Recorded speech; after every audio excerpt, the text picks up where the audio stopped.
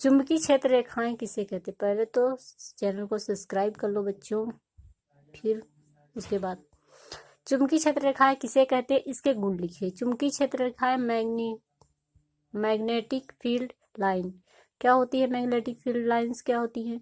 किसी चुंबकीय क्षेत्र की क्षेत्र रेखाएं वह काल्पनिक वक्र है। क्या है? जैसे ये बना हुआ काल्पनिक वक्र है जिसके किसी भी बिंदु पर खींची गई स्पर्श रेखा उस बिंदु पर चुंबकीय क्षेत्र की दिशा को प्रदर्शित करती है। चुंबकीय क्षेत्र रेखाएं क्या है? एक काल्पनिक वक्र है जिसके किसी भी बिंदु पर स्पर्श रेखा, कोई हम रेखा खींचते हैं तो वो क्षेत्र की दिशा को, चुंबकीय क्षेत्र की क्या दिशा है उसको प्रदर्शित करती है, जिन्हें हम चुंबकीय क्षेत्र रेखाएं कहते हैं। तो ये फिगर बना हुआ है, ये क्या है? एक चुंबक रखा हुआ है, ये चुंबक है इनस। इससे क्षेत्र रेखाएं एन ध्रुव से निकलती हैं और एस ध्रुव पे समाप्त होती है। नॉर्थ से निकलती, उत्तरी ध्रुव से निकलती हैं और दक्षिणी ध्रुव में समाप्त होती है। नॉर्थ पोल से निकलती हैं, साउथ पोल में समाप्त होती हैं। साउथ पोल से अंदर, चुंबक के अंदर क्या, चुंबक के बाहर नॉर्थ से निकलेंगी और साउथ में समाप्त होंगी, और चुंबक के अंदर क्या होती हैं, साउथ से निकलती हैं और नॉर्थ में जाती हैं।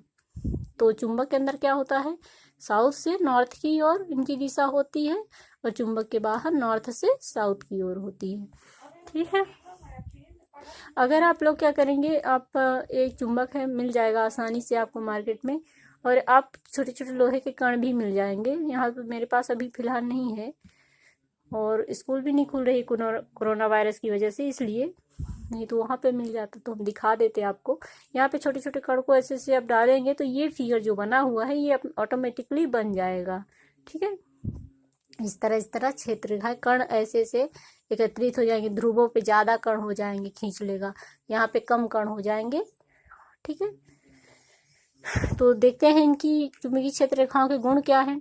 इनकी दिशा चुंबक के बाहर उत्तरी ध्रुव से दक्षिणी ध्रुव की ओर होती है। चुंबक के बाहर उत्तरी ध्रुव से दक्षिणी ध्रुव की ओर होती है, और चुंबक के अंदर दक्षिणी ध्रुव से उत्तरी ध्रुव की ओर। चुंबक के अंदर कैसे, दक्षिणी में आई घुसी, तो चुंबक के अंदर दक्षिणी ध्रुव से उत्तरी ध्रुव की ओर क्या बनाती है, एक बंद वक्र बनाती हैं। ध्रुव की ओर होती है, सतत बंद वक्र बनाती हैं। सतत मतलब ये चलती रहती है क्रम इस तरह। दूसरा देखिए, चुंबकीय क्षेत्र रेखाओं के किसी बिंदु पर, कैसे याद रखोगे आप लोग, इसको याद रखोगे कि ध्यान रखना, नॉर्थ से निकलेंगी साउथ में, साउथ से जाएंगी नॉर्थ पोल पे।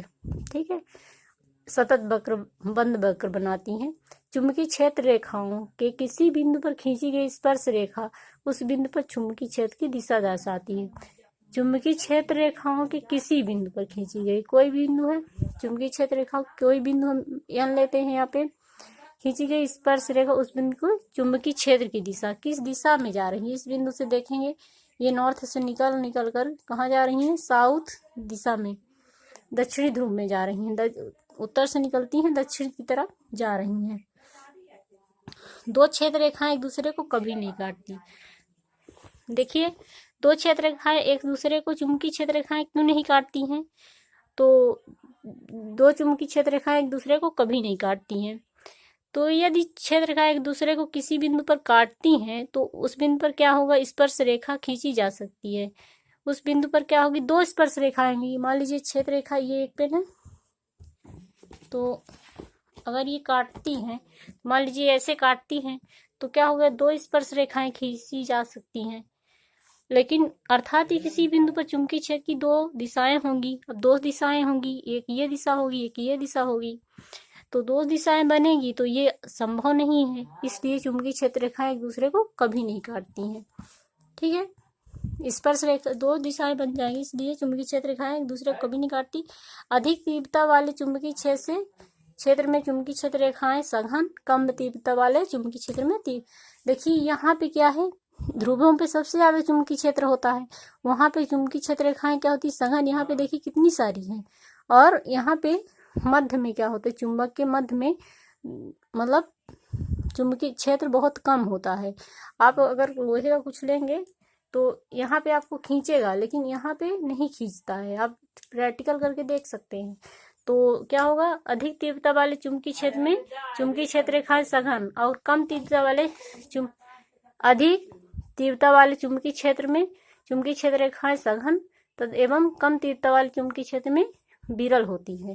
ठीक है, तो आप लोग इसको याद कर लीजिए, क्योंकि ये 3 नंबर का 4 हमने लिखा है, 2 पूछता है, और चुंबकीय क्षेत्र रेखाएं किसे कहते हैं ये पूछेगा, और 2 इसके गुण पूछेगा। तो कोई सभी आप 2 गुण याद कर लीजिए और फिगर बना दीजिएगा, 3 नंबर में हो जाएगा। Thank you.